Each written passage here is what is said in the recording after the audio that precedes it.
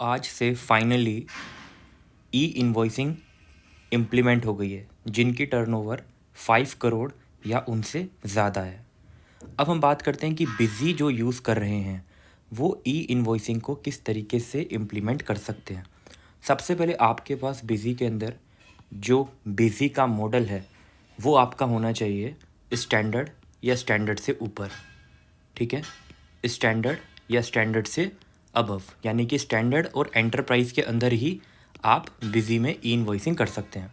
अगर आपके पास बेसिक है तो उससे आपको स्टैंडर्ड में कन्वर्ट कराना होगा। अब हम बात करते हैं कि बिज़ी के अंदर जिनके पास स्टैंडर्ड हैं वो अपनी ई इन्वॉइसिंग किस तरीके से कॉन्फ़िगरेशन कर सकते हैं बिज़ी के अंदर। सबसे पहले आपको बिज़ी में एडमिनिस्ट्रेशन के अंदर कॉन्फ़िगरेशन और फीचर एंड ऑप्शन के अंदर आना होगा, जिसमें आपको जीएसटी वैट पे क्लिक करना होगा। जब आप जीएसटी वैट पे क्लिक करेंगे उसके बाद आपको एक ऑप्शन मिलेगा जो होगा ई इनवॉइस रिक्वायर्ड। उसको आप येस करेंगे और कॉन्फ़िगर पे क्लिक करके अपना प्लेस और पिन कोड मेंशन करेंगे और जीएसपी कॉन्फ़िगरेशन पे क्लिक करेंगे। अब जीएसपी कॉन्फ़िगरेशन क्या है? जीएसपी कॉन्फ़िगरेशन वो कॉन्फ़िगरेशन होती है, सबसे पहले आपको जीएसपी का मतलब पता होना चाहिए। जीएसपी का मतलब होता है goods and services tax provider, ठीक है, जीएसटी सुविधा प्रोवाइडर। जीएसटी सुविधा प्रोवाइडर जो है वो क्या करता है, किसी भी थर्ड पार्टी सॉफ्टवेयर को पोर्टल से लिंक करके हेल्प करता है ई इनवॉइस और ई वे बिल को जनरेट करने के लिए। तो आपको जीएसपी कॉन्फ़िगरेशन कैसे करना होगा? सबसे पहले आपको जो मैंने अभी फीचर बताया था जीएसटी वैट के अंदर आपको ई इनवॉइसिंग इनेबल करनी है और जीएसपी कॉन्फ़िगरेशन पे क्लिक करना है। अब आपको क्या करना है, अपनी ई इनवॉइसिंग को इनेबल करना है और उसको इनेबल करने के लिए आपको ई इनवॉइस के पोर्टल पे जाना है। वहाँ पे जाके रजिस्ट्रेशन पे क्लिक करना है। एक ओटीपी आपके पास आएगा, ठीक है।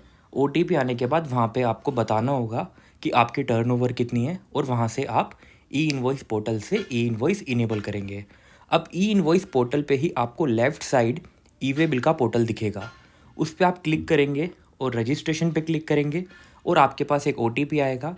उसके बाद आपको जीएसपी आईडी क्रिएट करनी होगी। अब हम बात करते हैं कि ई इनवॉइस पोर्टल पे हमको किस तरीके से इनेबिलिटी करनी है ई इनवॉइस के लिए। तो आप ये विंडो देख सकते हैं, ये विंडो हमारा जीएसटी ई इनवॉइस पोर्टल की विंडो है। इस पे आपको रजिस्ट्रेशन पे क्लिक करना है और इसमें एक ऑप्शन आएगा ई इनवॉइस इनेबल करने के लिए, उस पर आपको क्लिक करना है। क्लिक करने के बाद अब आपके पास यहाँ पे जीएसटी नंबर और कैप्चा फिल करेंगे। कैप्चा फिल करने के बाद ईजीली आप इसको इनेबल कर पाएंगे। अब हम बात करते हैं, जैसा कि मैंने आपको बताया कि ई वे बिल पोर्टल का यहाँ पे एक ऑप्शन आएगा। जब आप इस पर क्लिक करेंगे तो आपको एक रजिस्ट्रेशन का ऑप्शन आएगा, ओटीपी आएगा और जीएसपी आईडी क्रिएट करनी होगी। तो आप देख सकते हैं ये विंडो होगी।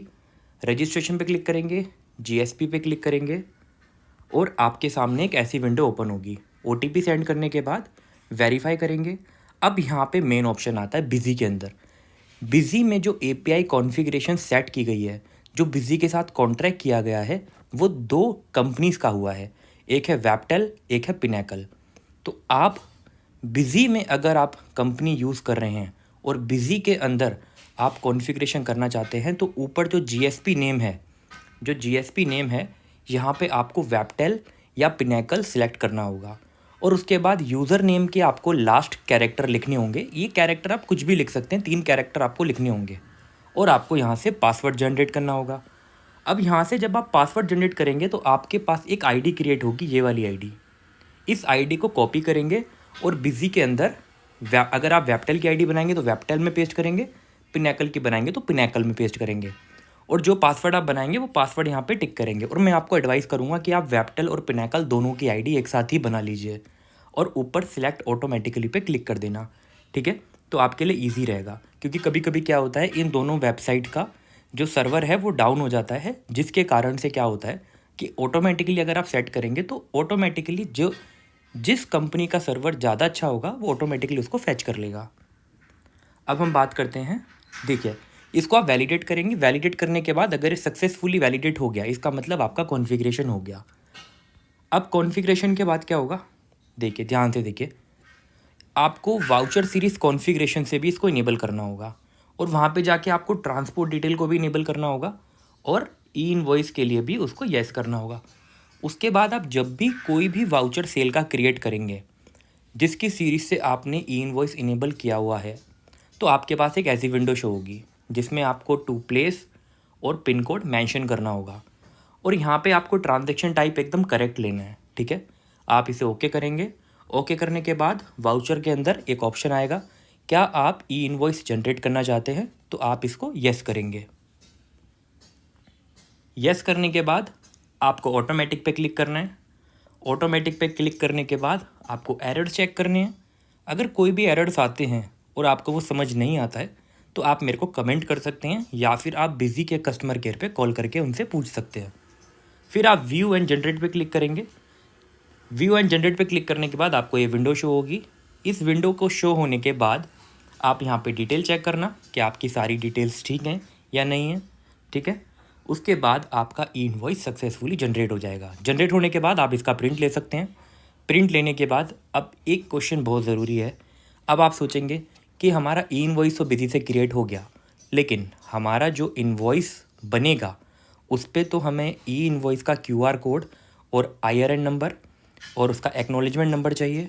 तो बिल्कुल निश्चिंत रहिए, आपके लिए बिजी ने ये ऑलरेडी कॉन्फ़िगर किया है स्टैंडर्ड फॉर्मेट के अंदर।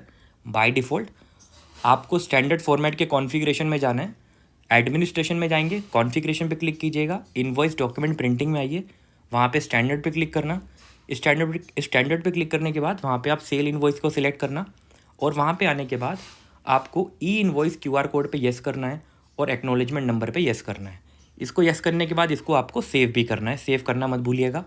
सेव करने के बाद जब भी आप बिल बनाएंगे उस पर ई इनवॉइस क्रिएट होगा, तो क्रिएट होने के बाद ऑटोमेटिकली आपके स्टैंडर्ड फॉर्मेट पे उसका IRN नंबर, एक्नॉलेजमेंट डेट और QR कोड ये ऑटोमेटिकली फैच होके यहाँ पे आपको शो होगा।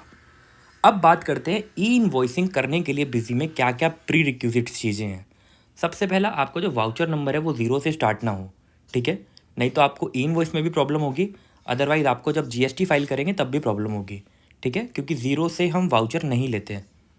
और आपके अकाउंट मास्टर यानी कि जिस पार्टी को आप सेल कर रहे हैं उस पार्टी के अंदर आप मॉडिफाई करेंगे ऑल टाइम करके, और वहाँ पे आप चेक करना क्या स्टेशन या पिन कोड मेंशन है या नहीं है। अगर नहीं है तो बिजी में आपको एरर आ जाएगा, ठीक है। अब आप ट्रांसपोर्ट विंडो के अंदर स्टेशन टू मतलब आपका सामान कहाँ पे जा रहा है, ठीक है, जो गुड्स है वो कहाँ जा रहे हैं उसका स्टेशन बताना है और वहाँ का पिन कोड बताना है। ट्रांजैक्शन टाइप आपको बिल्कुल करेक्ट लेनी है। कंपनी का एड्रेस एकदम ठीक होना चाहिए एडिड कंपनी में, ठीक है। GSP कॉन्फ़िगरेशन जिसकी हमने ऊपर बात की गई है अभी। ई इनवॉइस से पोर्टल से आपको इनेबलिंग करनी है, और ई इनवॉइस आपको वाउचर सीरीज़ कॉन्फ़िगरेशन बिजी के अंदर फीचर एंड ऑप्शन कहाँ पे मिलेगा आपको, ये मिलेगा आपको administration configuration voucher series configuration. वहाँ पे ओपन करके जिस सीरीज़ में आपको ई इनवॉइस इनेबल करना है उस सीरीज़ को ओपन करके वहाँ पे आप उसको येस कर देना।